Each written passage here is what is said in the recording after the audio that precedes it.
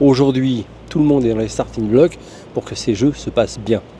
Maintenant, les réservations, il n'y a pas de pression.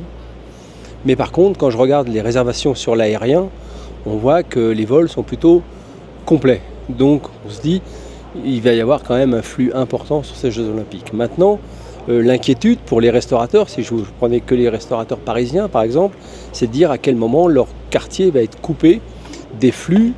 Et ça les inquiète beaucoup parce que entre les livraisons de leurs matières premières, les réservations qui ne peuvent pas se faire parce qu'on ne sait pas à quel moment le quartier va être en zone rouge, eh bien ça les inquiète beaucoup. Mais l'adaptabilité va être la règle, mais est-ce qu'on va être déçu ou pas déçu par le résultat économique de ces Jeux? Je ne sais pas, mais ce qui est certain, c'est que la visibilité de notre pays va être grande pendant tout le temps des Jeux.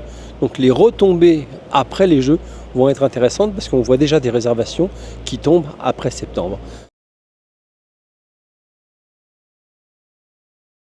Ce qu'il faut reconnaître sur ces meublés touristiques, pas simplement une marque par rapport à une autre, le meublé touristique est une concurrence déloyale.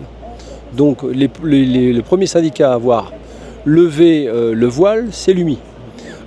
Et en nous faisant traiter très souvent de gens qui étaient contre la modernité d'ailleurs. Et aujourd'hui, on s'aperçoit que ça devient un problème parce que ça télescope tout.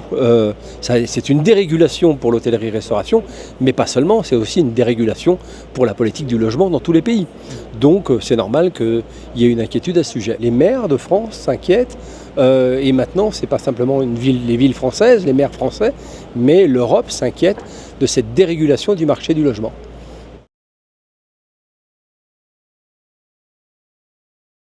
Déjà, on avait les chiffres de 2023. 8000 établissements d'hôtellerie-restauration qui ferment, c'est des signaux forts. On est dans une zone de turbulence économique, vraiment. 25% de la hausse de l'énergie en 2023, c'est beaucoup. Donc ça a épongé la plupart des trésoreries des restaurateurs. Et aujourd'hui, ils sont, je dirais, sur un fil tendu entre des fois des conditions économiques qui vont être très, très empiriques ou alors une embellie. Et aujourd'hui, cette situation, encore une fois, je dis cette zone de turbulence, elle est très difficile à traverser et certains de nos confrères sont inquiets jusqu'à la fin de l'année. On voit que les carnets de commandes, les carnets de réservation ne se remplissent pas sur du long terme, c'est du coup par coup. Donc il y a une période d'incertitude qui est assez forte.